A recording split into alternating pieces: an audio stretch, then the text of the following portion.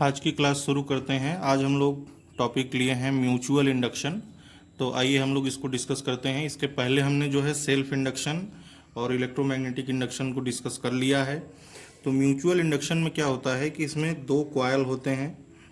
तो हम लोग जो है दो कॉइल ले लेते हैं और दोनों कॉइल को हम लोग पास पास रखेंगे इस तरह से। तो दूसरे वाले कॉइल में हम लोग क्या करते हैं कि एक गैल्वानोमीटर लगा देते हैं और पहले वाले कॉइल में जो करंट फ्लो कर रहा है, पहले वाले कॉइल में मान लीजिए करंट I1 फ्लो कर रहा है। अब हम क्या करते हैं कि पहले वाले कॉइल के जो करंट में चेंज करते हैं।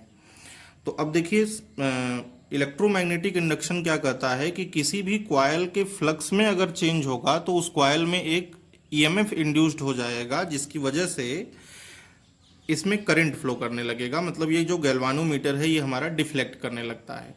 तो अब म्यूचुअल इंडक्शन में हम लोग किस तरह से ये काम करेंगे। इसमें हम लोग दो कॉइल ले लिए हैं।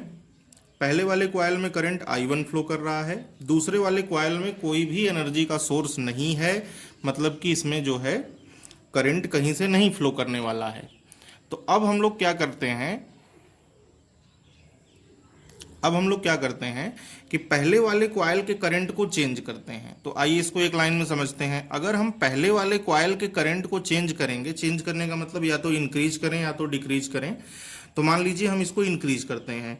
अगर हम I1 को इंक्रीज करेंगे तो इस कॉइल का जो मैग्नेटिक फील्ड है वो भी इंक्रीज होगा। भाई होगा क्या कि अगर आप इसमें करंट फ्लो करवाओगे तो इसमें से क्या होंगी, मैग्नेटिक फील्ड लाइंस पास करेंगी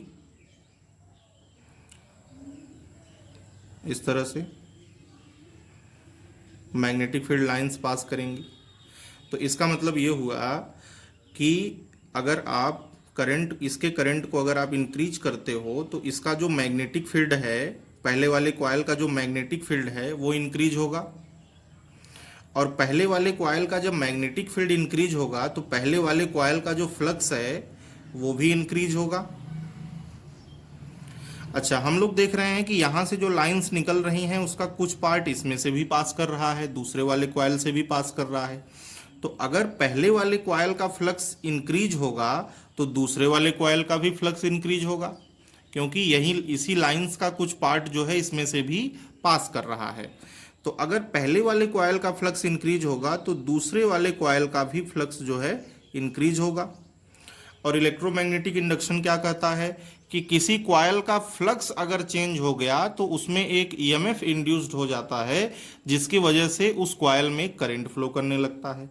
तो यहाँ पर हम लोग क्या देख रहे हैं, पहले वाले कॉइल का करंट इंक्रीज करने से दूसरे वाले कॉइल का फ्लक्स इंक्रीज होने लगा। मतलब पहले वाले का करंट चेंज करने से दूसरे का फ्लक्स चेंज होने लगा। और जब फ्लक्स चेंज होगा तो क्या होगा, ईएमएफ इंड्यूस्ड होगा, और ईएमएफ इंड्यूस्ड होगा तो उसमें एक करंट फ्लो करेगा।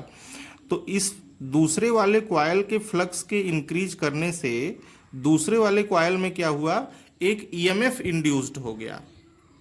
और उस ईएमएफ के इंड्यूस्ड होने से दूसरे वाले कॉइल में क्या हुआ, करंट फ्लो करने लगा। EMF induced in second coil.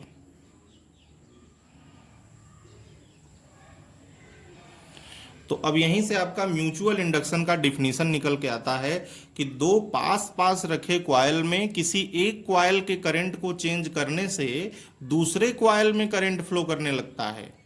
मतलब दो पास पास रखे कॉइल में एक कॉइल के करंट को चेंज करने से दूसरे कॉइल में भी करंट फ्लो करने लगता है। अब वो कैसे होता है, इस प्रोसीजर से होता है। इसको आप जो है दूसरी तरह से भी लिख सकते हो। अगर आप पहले वाले का करंट डिक्रीज करोगे तो पहले वाले का मैग्नेटिक फील्ड डिक्रीज होगा, पहले वाले का मैग्नेटिक फील्ड डिक्रीज होगा तो पहले वाले का फ्लक्स भी डिक्रीज होगा, पहले वाले का फ्लक्स डिक्रीज होगा तो दूसरे वाले का भी फ्लक्स डिक्रीज होगा।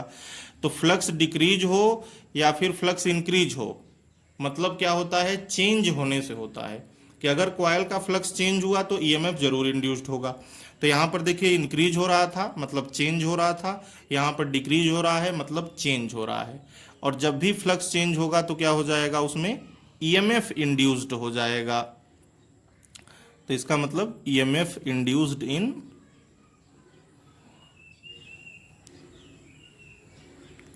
Second coil. तो बस अब इसका जो है डिफिनीशन क्या हुआ, डिफिनीशन लिख लेते हैं कि तो इसका डिफिनीशन हम लोग यहां पर क्या लिख सकते हैं कि if current flows through one of the two neighbouring coil changes with time then current flows through other coil, this phenomena is called mutual induction.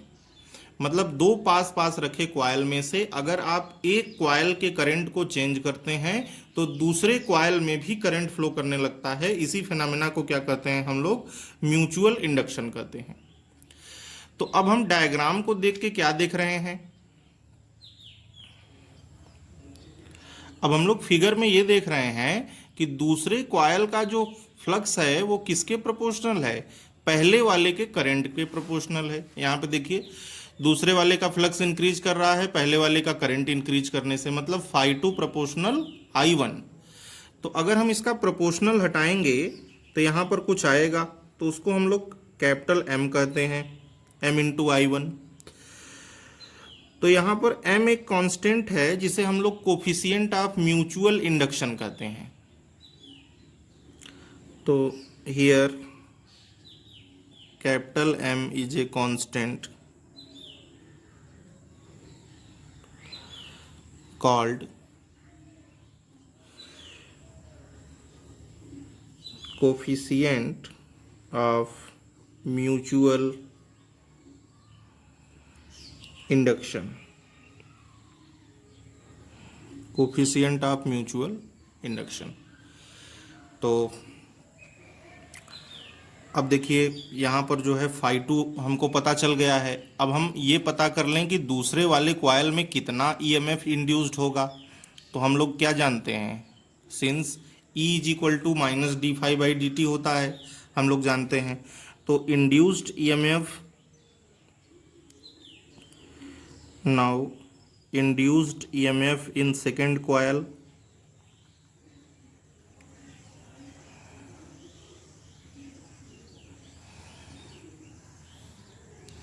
तो दूसरे वाले कॉइल में जो इंड्यूस्ड ईएमएफ है वो अगर हमको निकालना है तो उसको हम लोग मान लीजिए E2 कह रहे हैं। तो E2 इज इक्वल टू क्या हो जाएगा, माइनस d∅2/dt। अब आप φ2 के वैल्यू कौन सा रखेंगे, ये वाला रख दीजिए। तो E2 इज इक्वल टू क्या हो जाएगा, माइनस M तो कांस्टेंट है वो बाहर हो जाएगा, dI1/dt। इसका मतलब ये है कि जितना तेजी से हम पहले वाले कॉइल के करंट को चेंज करेंगे उतना ही ज्यादा ईएमएफ क्या होगा, दूसरे वाले कॉइल में इंड्यूस्ड होगा। और माइनस साइन क्या बताता है, लेंज लॉ बताया गया है, पीछे वाले वीडियो में आप देख सकते हैं लेंज लॉ। माइनस साइन क्या बताता है, माइनस साइन जो है लेंज लॉ के अकॉर्डिंग है कि जो ईएमएफ इंड्यूस्ड होता है वो इस तरह से होता है कि वो फ्लक्स को अपोज कर सके। तो इस माइनस साइन के बारे में अच्छे से अगर आपको समझना है तो पीछे वाले वीडियो में जाइए, वहां पर देख लीजिए कि लेंज लॉ में आपको बताया गया है कि क्या होता है, वो माइनस साइन क्यों लगाते हैं हम लोग। ठीक है, तो अभी हम लोग आगे चलते हैं। अच्छा, इसमें देखिए जो कैपिटल M है इसका जो यूनिट होता है वो भी हेनरी होता है। सेल्फ इंडक्टेंस कैपिटल L की भी यूनिट हेनरी होती है और इसका भी यूनिट क्या होता है, हेनरी होता है। तो यूनिट हम लोग यहां पर लिख लेते हैं हेनरी, हेनरी। अच्छा, अब देखिए दूसरे वाले कॉइल में कितना ईएमएफ इंड्यूस्ड हुआ वो हमको पता चल चुका है। तो हम दूसरे वाले कॉइल में करंट भी निकाल सकते हैं। अगर हमको ये पता रहे कि दूसरे वाले कॉइल का रेजिस्टेंस कैपिटल R है तो हम इस ईएमएफ की मदद से दूसरे वाले कॉइल में करंट भी हम लोग निकाल सकते हैं कि भाई I is equal to EMF अपान में रेजिस्टेंस कर देंगे, करंट आ जाएगा हमारा।